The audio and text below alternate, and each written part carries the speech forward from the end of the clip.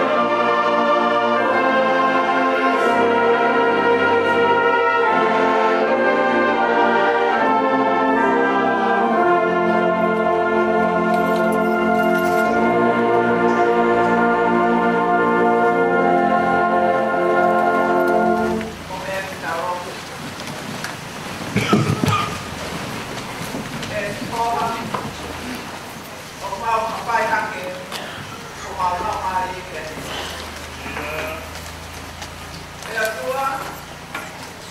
Kau pelawat ke Asiana. Kau jaki kuat mama. Ya kau mana pore mama mahu sini. Jadi mato. Kau ha mati kau ke Asiana. Ikai kama. Kama pe agi na tolu.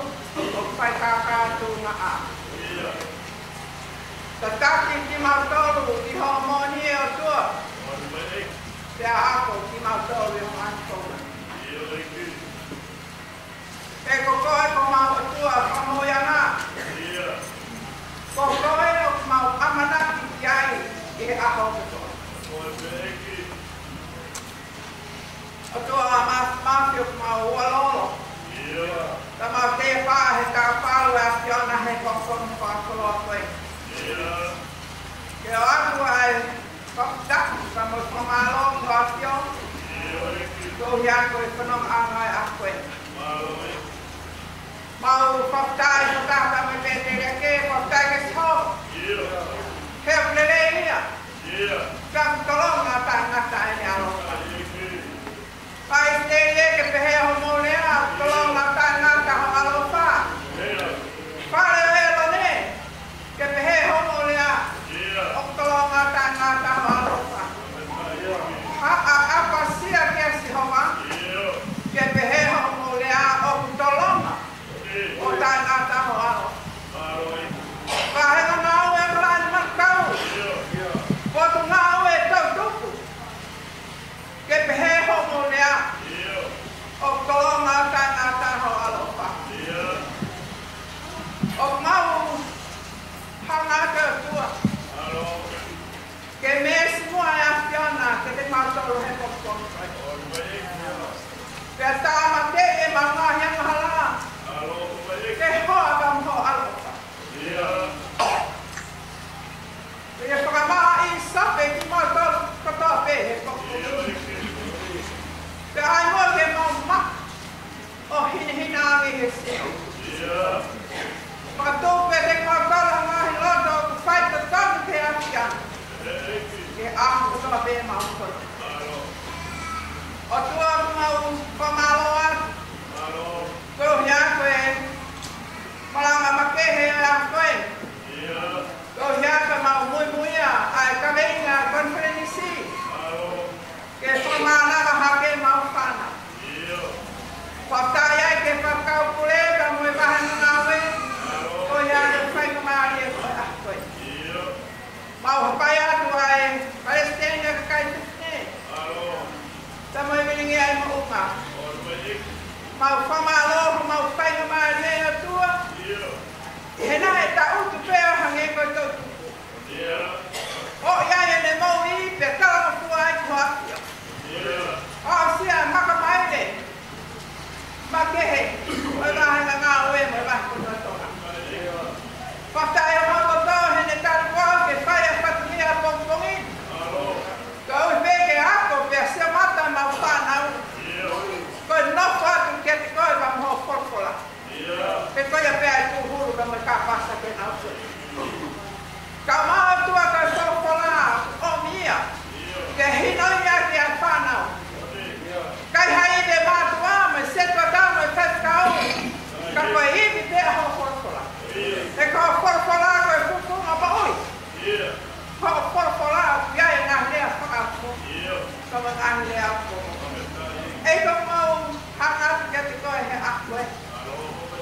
Cabok naik kau minam. Kau mengawal file tertutup. Kau hangat. Allah tu aku ini mau panau. Kau walol. Kefaya kan kau mau jawab yo aku. Kau mau hangat. Papul-pulu ay pineki pat kawa kalamane malah ada pihek panau aku. Kena tali kau jadi kau yang ahli loto hamari modal kuat ya. Ego mau loto pemain kan dek pat kau pule. Bekes ke tali kita kamu kau pat kau betul nawi. Kau ke panau. Pero tu mau payah dengan matu kau mai tua na ngā whakatungia ki ahana. Ke whakailo hala, ke whakatungi tōna mai whanau. Kia ngau hia ki nau tōna ke māna ni ho korokorati. Hau e ho korokorati. Tā wāki mai ki nau tōru, kamo ngā whakatungia ki tōna. Maloto ata mai, te tuatala. Kau mana tokoni, mau kau kataha a koe. Ka te heke kau se tuata katoa peti nā ke. Tua mahina te mau tōru e mau te kau atu. I kōpō wa mai teke e mau whanau. Ke whakailo hala mau nau tōru e tukawa. Tua mau hangatu kia te koe. Tuk moni ke tā puaki a te ohe akani te ake. Morokola kukatoka he loto e Palestini. O tua e ke whai ake hono whakoloa o e whanau. Ke nau pia hau pē. Koe koloa ia honi a tua ke ilo he whanau. Koe pia, koe pai tō lelei. E ke ka koni mai. O mai ngai kolokola pau pē ai tau tuku. O whakamaka e talamou hana halane ha. I kai hatoi me. Ka te hon kolokola. Ka maa o tua e kolokola nai whai. Yes, siwa. E aua nā mō āpe ki hema, pe ki mata. Tau tupu ka mō whamamaku, ka mō whalau loto e ngāhi kolokola ki toa peko o mai. E koe o hite mō tokto kamai, ke whai ke kotoa o ngāhi mea kutohi ai. Pea te mō whakapoto poto, ke mea mō alu ki ai.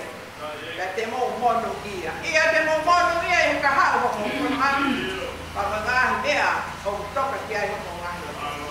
Ki kai ko kona ki mo tole ha koe me mo tula te top. A mo tukar kai. Oe mana hebe oe te mo ispia. He ko si homa o whanoma mo ka tolu. Pe te tau kuna. A la ka mo oe ta uni. Te tau hanga ki ka tolu. E tua ma pai mai a ki tau ki au no me a fiona. La mare a fiona ko yang pato ka tea. Ai tutu ia snake Palestini pa mau tana. Tu ko tu ke mau haloto para mau ki lo atio. Ya tu mau fai ko pina halo. E aku to mau. Hanga to mai tua. Ai mai a ko tu kalau dia mau ngano to. Dia salah ko patnya. Ni kuapa si kalai ko mau. Ini.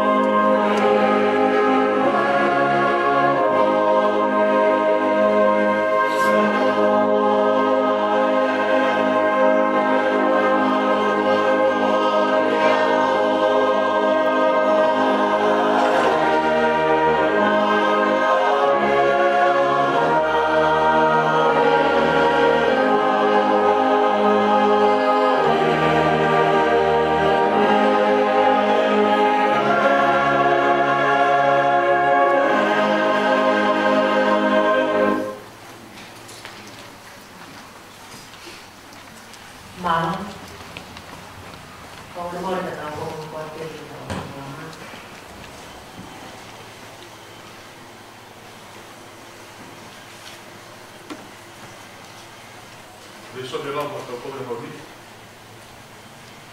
Aí eu vou ficar cheia. Vou mal uma rede do novo, a lei civil do novo. Eu lá vou pegar lei civil. Vou tentar fazer na mais de que eu aqui. Eu lá vou ver o sabe. Vou dar um falso e lei civil. Aí se eu não carro, lei civil que eu não.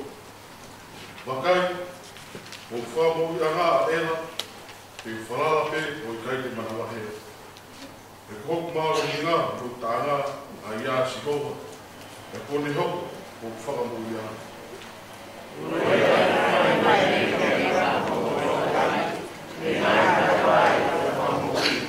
Io, koe taipi ko ia te mo pehe, mo whawhetai te siro. Kai la waki on tua wha, whakailo ni ngā we i ngai whahinga. Mo whakamana tua, kono tua wha, mā uru.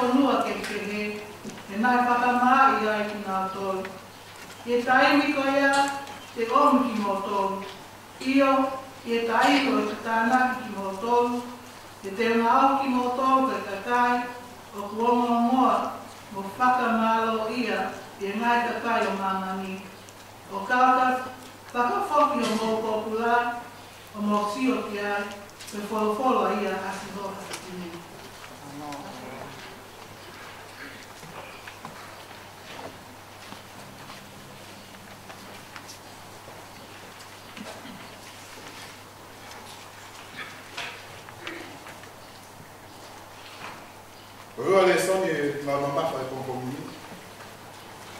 O haya ipseja Filipai. O haya ipseja Paulo ke ka Filipai. Vai fa e te comandala me vesfa ke fitu. Filipai vai fa vesfa ke fitu. Ai peon fale.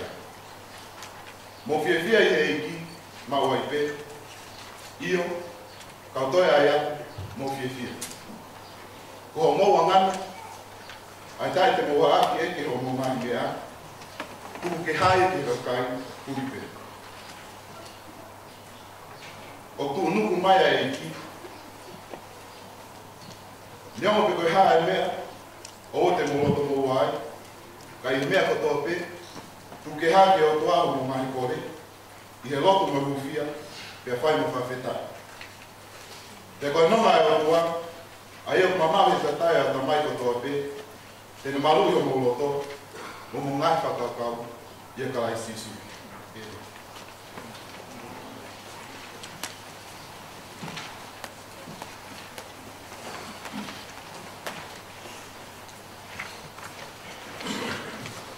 Koe kospelio e anu, to oia me kospelio luke vai tolo ves fitu kita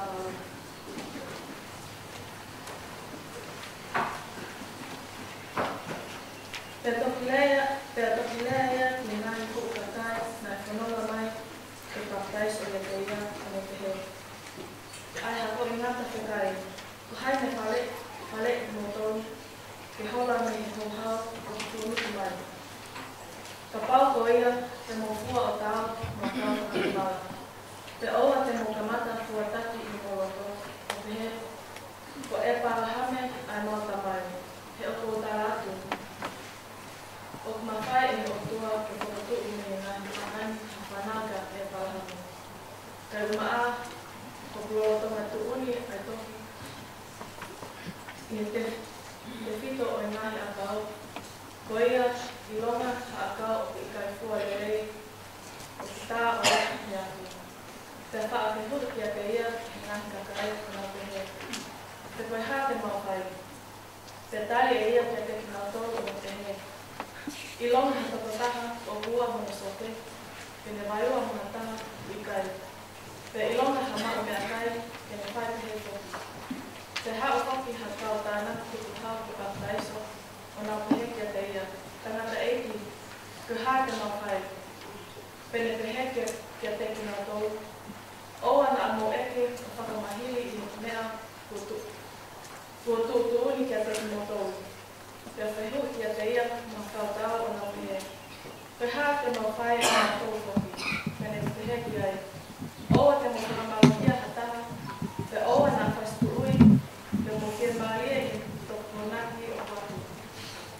Pea i whakaranga ai a kai mo nā whiri ko tō pehe, i o nā lopu kia sione, nā koe misai aia. Pea toi lea sione kia te ki nā tōru ko toa o pehe. Wao o ko pātais ki motor ake ai vai. Ka o kau hatakotaha marohi a te ao. Koe takotaha o ikai te o tau ke vete ai no o mono topa e. Tene pātais ki motor e ia ni la maria maori o ni kuahafi. Koe takotaha ia o iho no tima. Ai te tene tapili ki osi e ne awa wanga. Te tene tānata e nani foi. Mite ki hono te reo ka tene tuku e ka whakaha aki ai a oku i kai matamate.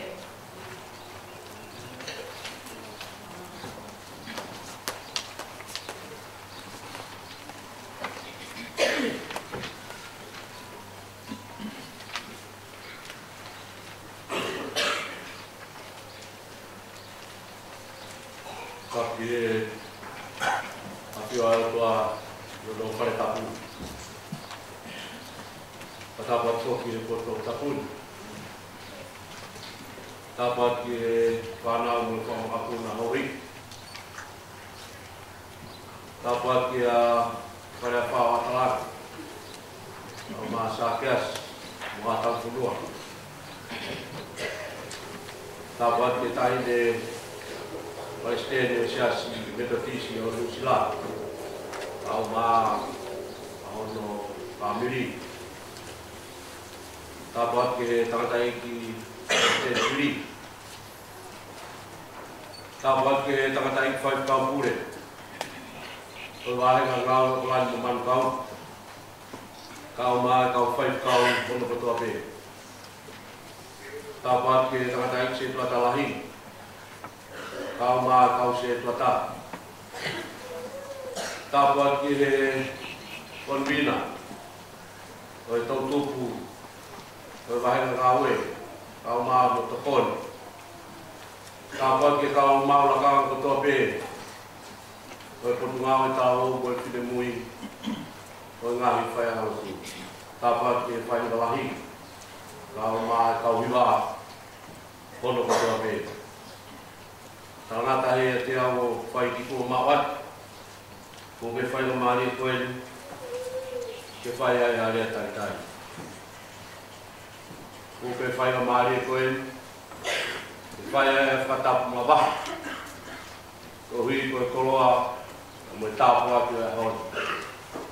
Tai tai nei, ai tahene Palestine, ko ka kaifewhine, kotoa pe, Polu silani.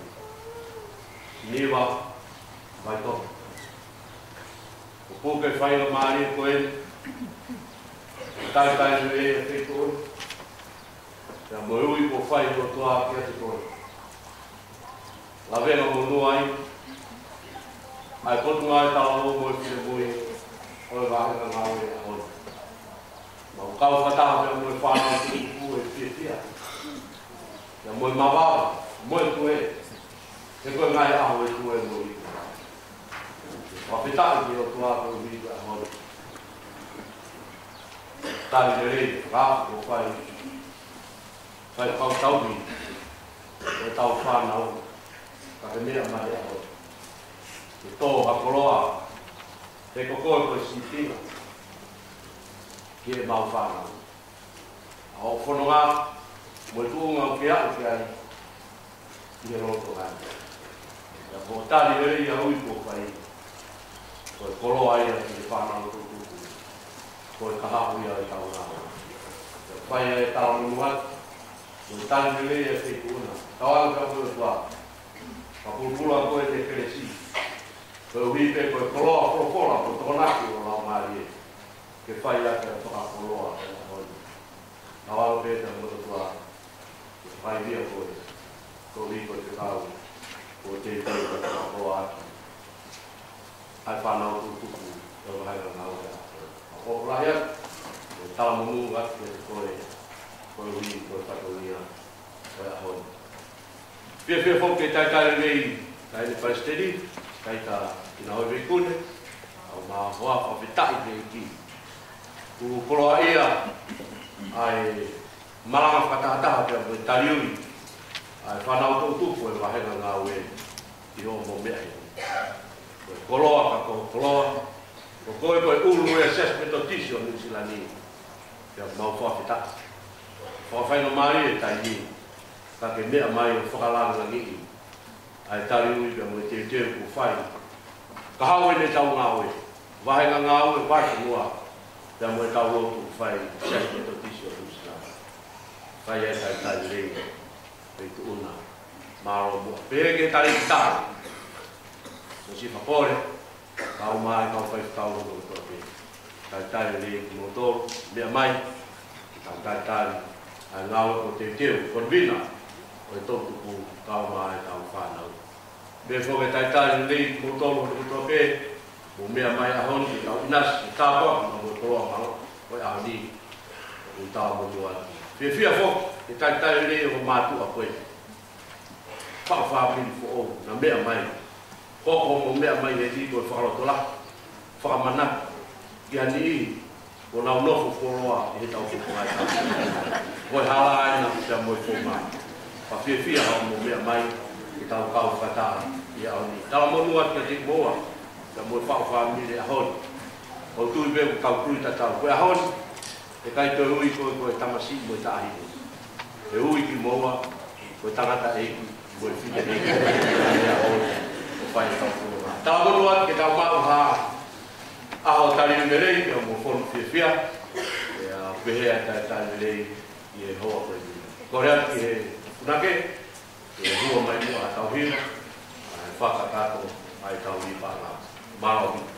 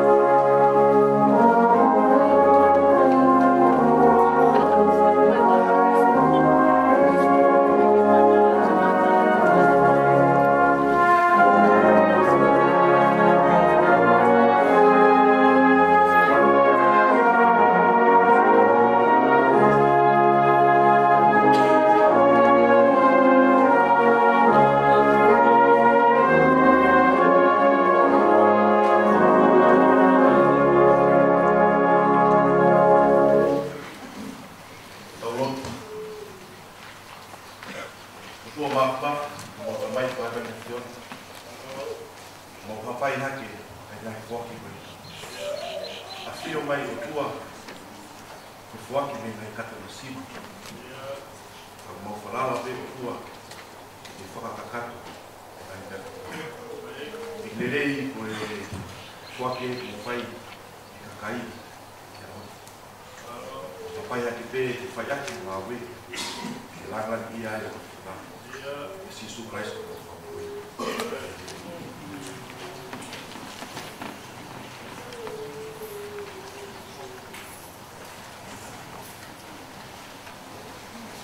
Malo, koe tai koe ni e tau programa, koe tai ni tā no mai whanau.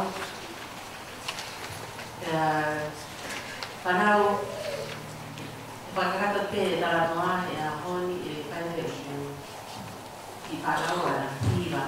I hiwa ma kumoton, ka wo oa te oklahi e te kumoton ka ki whanau o i heni whakao henta mai. Mai tau tupu ka ma tau o mui me tā monua ke te kumoton, e kata o whiwhia i Kisnasi, e whatawangi te te mo inasi, e tā poaki o koloro ho ina taha, ka koe soaki mai, whano alo ke pekia, poaki mehana o alo ke hoko o tangata, ko hiwa koe moa. Tā monua ke mo maa Christmas whiwhia mo ngā whāmiri, mo tau ko o whoro me manu ia. Ko i whanau e, ko tō lima koe ni, e nā whaiat moha ki hiwa ki whakana tāna mai whanau.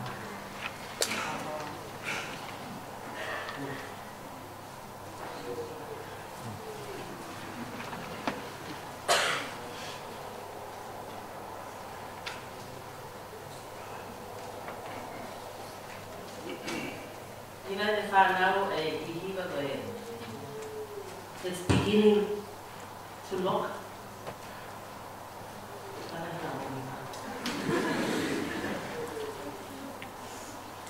It's beginning to look a lot like Christmas now.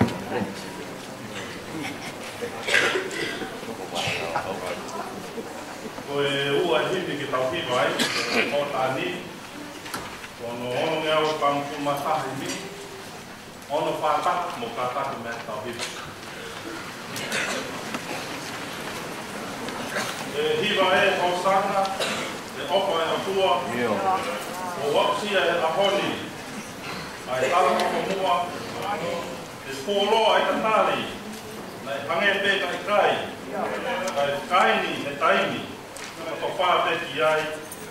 Hiva haleluia, hiva e Hosana, o aloia si su, e molo te vita.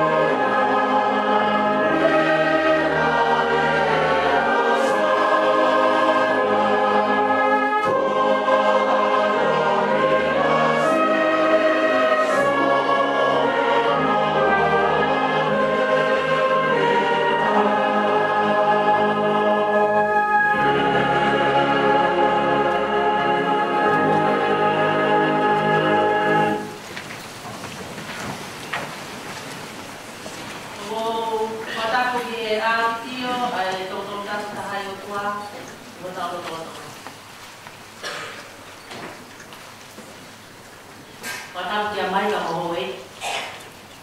Dapat ki ha matapul. Patapul yang ki bystand yo sia si betuti solusiga.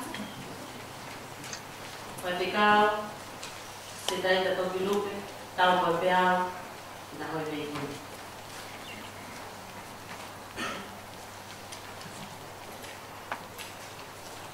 Katawa ye para kule bahana ngawe. Kan kau ai kalau titi. Kau mah kau tahu lagi kau. Katawa kita kita misalnya pas. Dapat kihe kau tahu tak eki. Mau kau ne Mama hello. Agora ni por cola, trabalha na. Pada buat ni se dua lahi untuk koni, kau mai kau se dua ta. Kau pada buat hen ki per kau buat ngawe. Konbina makau mau lakang. Buat ngawe kalau mau kau mui, tahu tupu. Kama bunga kau juga rahasia tanah lo berkata. Kalau kata ya tiaw opai itu mama waktu kata mua ki ufa monu popupolo aha mofia kweni umat lagi saya Amerikina foto le fai kabule bahana ngawe. Tanya mo okutua ai sino ki fato dia au dito ape ki keres pang ko ai ki wale o pia de bod ma afine ya baka mai ai fai ma ali ko ini ina se ki mo to ai ma ki ina he ko ma lo la ya ta ku mak gong mau fai mai Pekabeh aku ya ni kalau Pebes kalau tak ada ya nak son goni nak elau ke aku ni baik aku pekau kau ini pebu kalian dong tak kapag gawin niya mau dalam aku kau ya aku kau nggak apa saya kalau ingat tahu fia ia egi let's rejoice in the Lord. Filipai bahfa vesfa mau fia ia egi mawai pe iyo kau tu ayat mau fia ihelau mengatakan anak siasi kato na ahika Paula mengasiasi na lefotu kata na lefotu na ikai moto siasi pe opo mofanya mo Paula ola hagi siasi ko eni in Filipai nagatohi na Paula in Filipai poatohi iharongai kawamea pe opo mofanya au pito Onde fai hanenga ni tala fale te whakahino maharunga kawea. Tako taha hanenga ni whakahino whakaane whakaha e ni whakaamu ke nā roto whiwhia.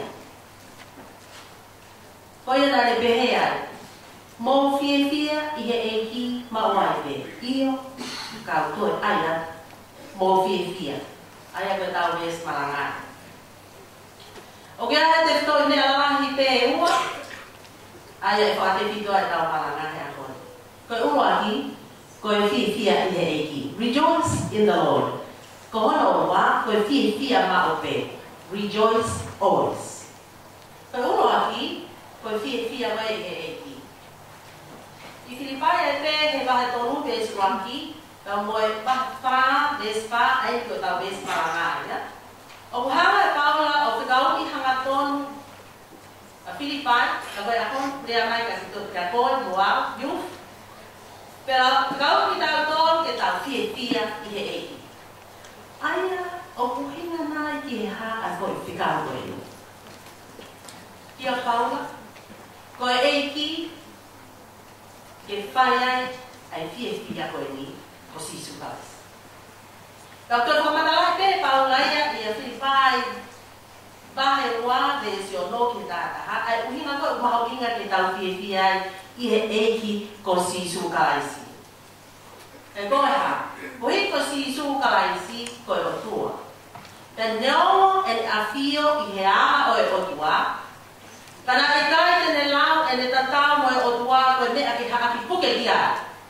Kai kehe, na ne whakamasine siwa i e ia, e ne tō ai aha o e tamahi o eiki. Mo e ne hoko i he tatau o e tangata, ani o hana ki tau whakanatu. Ta ne whakamo'ulangoa ia i he ne whai tau fua o wa o ke ne mate. Ka koe mate he kolosi. Koe, nei hamareta e he tamai, e he o tuoko e tamai, o mātu aki hāki aki ia. Mo ne whoaki ki ai ha hingoa o mā onunga i he hingoa kotoa pe. Pea ka hoko hono taimi, ke toi hā ere mai ai, e whakalangi langi i ia, ai eiko si isu kalaisi o tau tānoi ki ai, e ilonga hatui, i langi, mō māmani, mō lolo konua, pea e peluk i he hua whakasisu. Pea ilonga ha e lelu, pea whakamo onu, koe eiki a sisu kalaisi. Koe fia i he eiki lewa, koe te whakamo oni, ko te whakamo oni ki ngahi moni lewa na tuka siti e plawa. Ko hai a sisu, koe hai ngā ue kōlawa, koe hai ngā ni mea, au amanaki atu, te ne malawa o whai, na mea hana tuka siti e plawa. E koe ngahi urunganga, koe toto o ngā mo ui koe ni a sisu kalaisi, ko hako mai paula e ahoni. O kune mātu a kue sia i tau ko. Ko ia, koe fia lewa e ki o pinga e ke tau ilo, ko sisu kalaisi ko ho tau e ki ia, mo ho tau whakamoui, pia koe matai koloa maui ngā whara. Pia kune omi eia e whahena fia, o kuloloto ange, pia maha ange, pia ipo nerie ange, pia tolonga ange. Ki hatoe fia, te ke mau e koe moa ki hatoe me ane i mama. Koe ka ke amai o e te fia i he eki, o hatoe whakahina fia pe o te mau ki hapoloa pa mama. Pe, koe poloa ia, pe koe poto, pe koe tumalia, pe koe pāna. Salamai e paulai.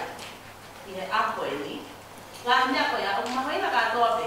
Ka kia Paula, o hoko kātoa ngā hine ako ia, koe koto whakamasiva, mo e kino haa ki ai, toi hi, ko ene fungani hake, ai iloi o kalaisi, ko hono eni.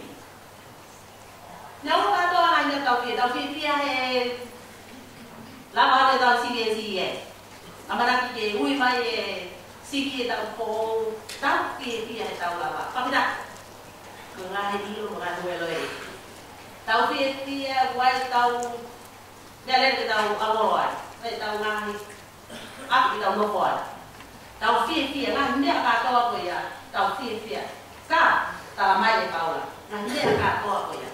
O kuku ngāni hake, ai fia, i he e ki, o hi.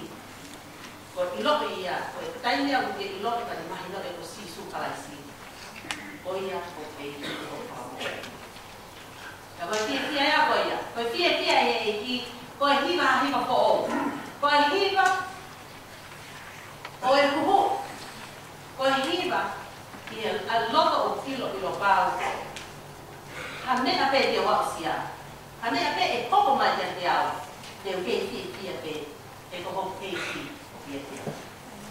Rejoicing in the Lord, means knowing all the truth about Jesus. Who is He, what He has done, and what He will do, as those truths affect us personally. Rejoicing in the Lord means knowing Jesus Christ as our Lord, our Savior, and our treasure. It's an inner peace, you. It's an inner peace. And this inner joy here is only received when we have or accept Christ to be our Lord and Savior. It means that Christ gives us deeper, purer, sweeter, more lasting pleasure and gladness than anything this world has to offer. So Paul says in Philippians 3 verse 8, now quote I count everything as loss because of the surpassing worth of knowing Christ Jesus, my Lord. Rejoicing in the Lord means that there is a new song in our hearts, the song of the redeemed, that the noisy disturbance and distresses of life cannot hide or hold. For the Lord is the chief object of our joy. Now, Lord, go fear Mabbe. Rejoice always.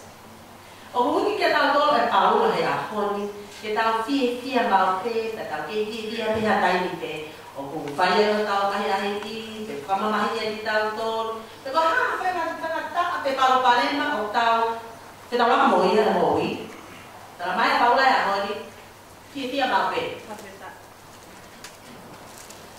According to the Lord and his for near the New Testament, whether it is loud and Talano and New Testament, in what we got see so, or what God does, don't see so in what we got at Mamma. Got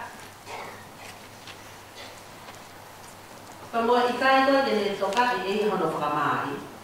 So he got in a lobby, and they are Fiori, got me area, go jadi mahu dan fia dan kalau kita kita dia hendak tamai, kalau fia yang kau ya, kau ini nak beri kau mata kau talon dia orang tua. Ayah berhak kalau kau si tinggal boleh kau ini kau mai egalisi, kau dia kau kita tahu, kau mau beri, kau bau kita tahu, jadi tahu kita tahu tinggal kita kau nak malah, kah? Kahir, angahi, hal penolong koya. Kita mau, afia, kita bergloria. Ayah boleh son mahal ini yang kita tahu ya. Kalau kita tahu, kalau mungkin ya kalais, kalau ini ada kami ini.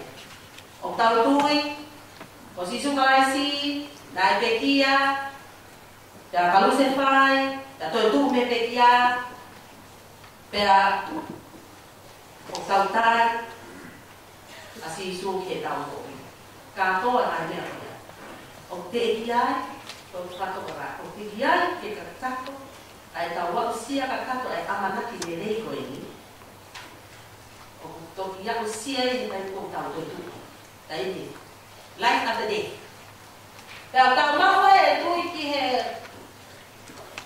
ya si su ka ai da te kia that thou hokoi of for all, but thou makoi to go but thou hokoi of for all, and thou moki, where thou be yet for la, man was that for all.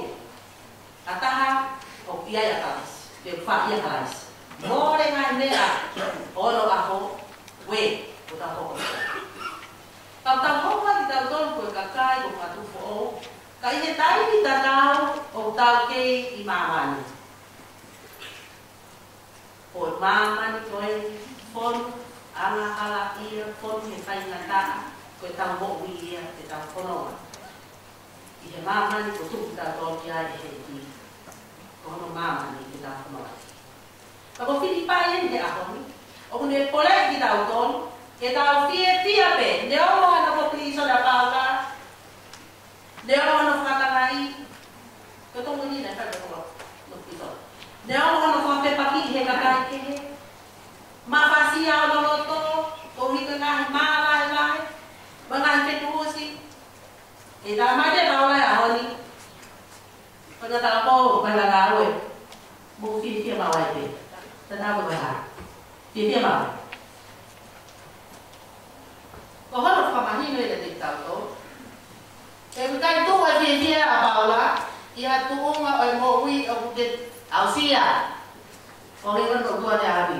Kai ke tu e fia e tu hiko e Palestini. Ka ku tu ia kalaisi. Ia koe e ki ia, o tu ai, a mamatu o fia e. Ia te wha. Ia kalaisi. Ki hei ki koe o tua. Paul says, rejoices in the Lord always, even though he sits in prison, bullied by his enemies, hearing reports of sin and strife among his friends. Paul still calls us to rejoice always. Why?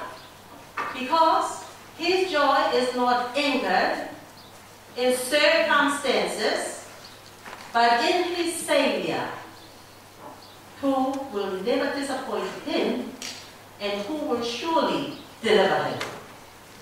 Therefore, Christian joy is the great pleasure and happiness that we feel.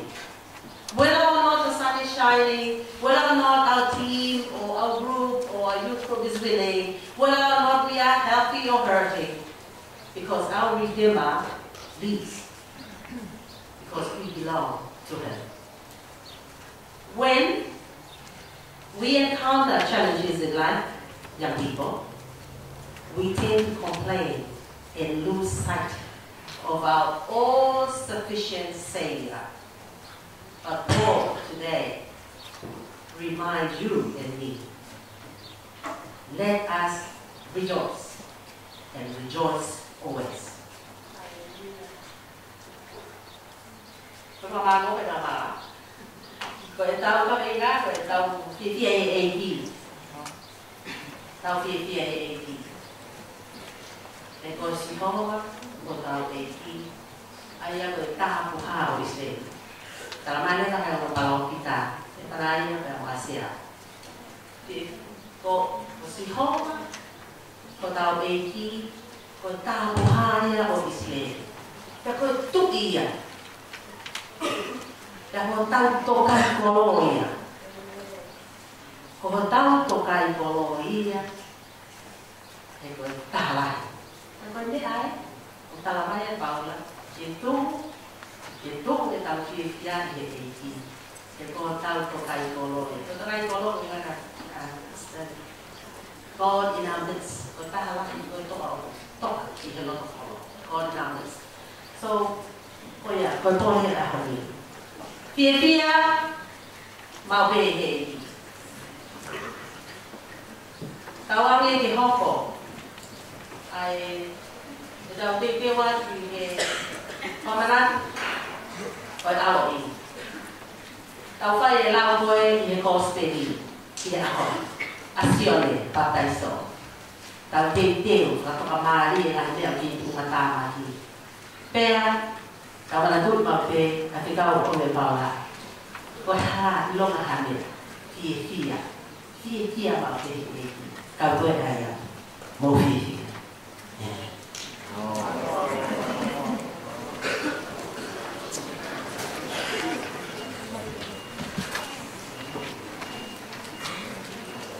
Kau tidak apa kita tahu, ya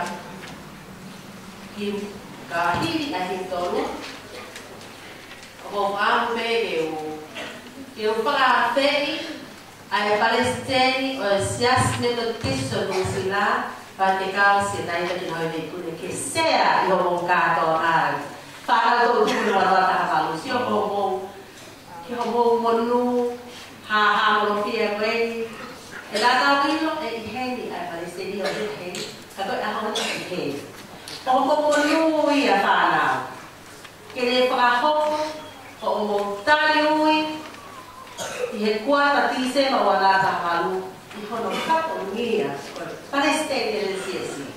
Koia, o whaafea a tu eiki, Palestine ka hile ka hile o tolu. Me amai, me whai ai, o sea, I he kaliui ai whanau, o matoi a tolu hau. Himi no tolu, te roto hi vai, te topongini.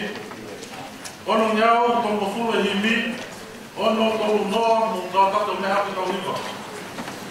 Hake kai no mo whakawhetai, o whakamaro he mana ne whai. Kea te lihema e kua mua, a hako tangata o tau o tua. Whakawhetai, o e pehe te tau noa, whakamaro he ofu. Aho tau o tua, e tuku alangi mohono masani, kai hao huhu a hia a mamani.